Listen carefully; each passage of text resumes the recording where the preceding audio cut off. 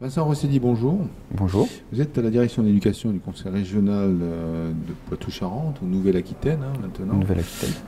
Nous allons parler donc du GIS INEFA. Alors, effectivement, Poitou-Charentes, on est quand même dans un terrain où on a une concentration d'institutionnels qui s'intéressent à l'éducation qui est la plus forte de France, c'est ça?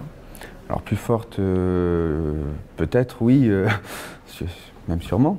Mais oui, c'est comme ça qu'est né le groupement d'intérêt scientifique, c'est de la présence de ces acteurs, avec notamment le CNED, Canopée Nationale, puis forcément la DRAF, l'Académie de Poitiers, les universités que sont La Rochelle et Poitiers, l'École supérieure de l'enseignement national, donc les NESR.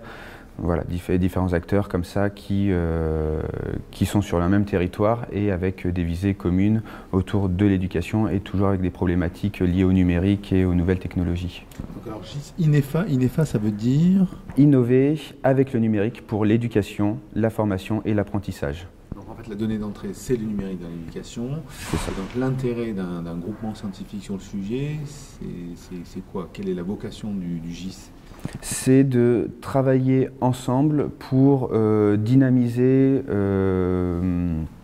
justement toute l'édition numérique qui ne se fait pas assez vite à notre goût, au goût de beaucoup de personnes, que ce soit les enseignants, que ce soit les décideurs.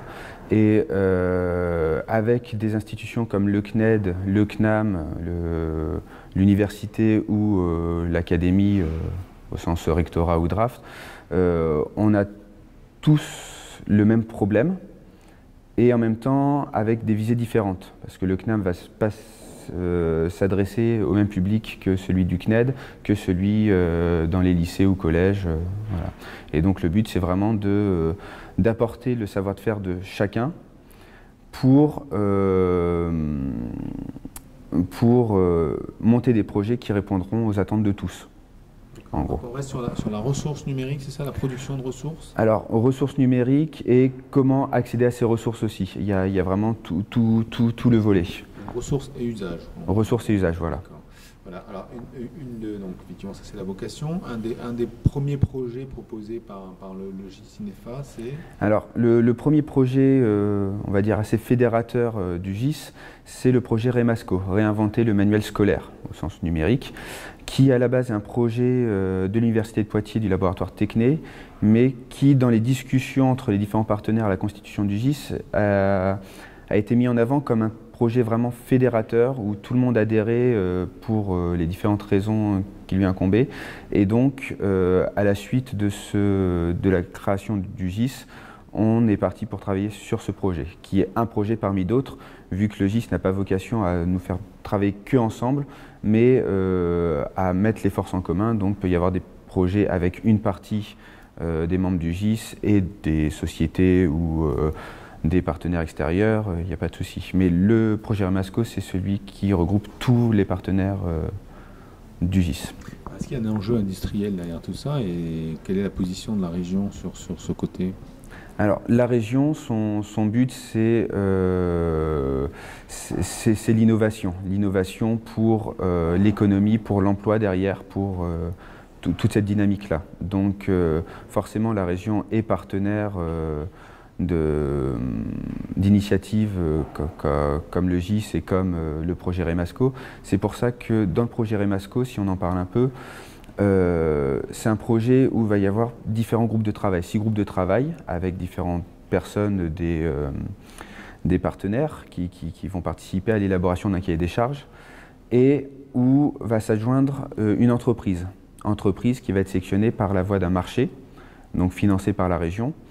Et cette entreprise aura un double rôle, on va dire. Un rôle comme les autres personnes qui seront autour de la table pour proposer des idées innovantes, sachant que ce ne sont pas des entreprises spécialisées forcément dans l'éducation.